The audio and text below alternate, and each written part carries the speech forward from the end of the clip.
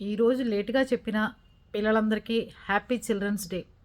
మీరందరూ ఎంతో కష్టపడి చదువుకుంటున్నారు. చక్కగా ప్రయోజకులు అవ్వాలని అమ్మా నాన్న ఎంత కష్టమైనా సరే మిమ్మల్ని విద్యావంతులు చేయాలని చాలా కష్టపడి ప్రైవేట్ కాలేజీల్లో, యూనివర్సిటీల్లో, అమెరికాలకు పంపించి, విదేశాలకు పంపించి చదివిస్తూ ఉంటారు.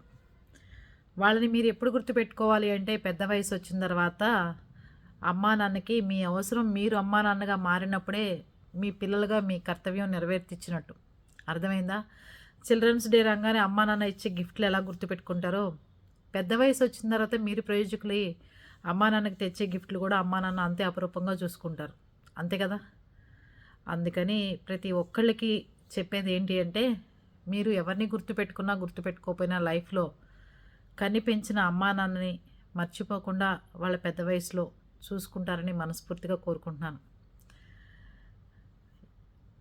చాలా రోజుల నుంచి చెప్పేది ఏంటంటే పిల్లలు ఈ జనరేషన్లో వచ్చేసరికి అమ్మా నాన్నని పట్టించుకోకపోవటం, ఓల్డ్ ఏజ్ హోమ్లో చేర్పించడం, వాళ్ళని ఏం కావాలో వాళ్ళ కోరికలు తీర్చకపోవడం, వాళ్ళని వదిలేయటం, పెద్దవాళ్ళు అయిన తర్వాత ప్రయోజకులు అయిన తర్వాత వీళ్ళు మనకు అడ్డంగా ఉన్నారని చెప్పి ఇబ్బంది పెట్టడం చేస్తున్నారు.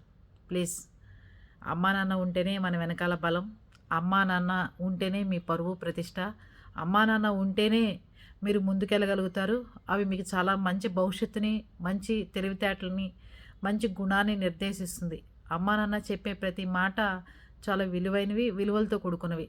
ఓకేనా? Happy children's day. ఇలా మీకెవరు చెప్పుండ్రు కదా.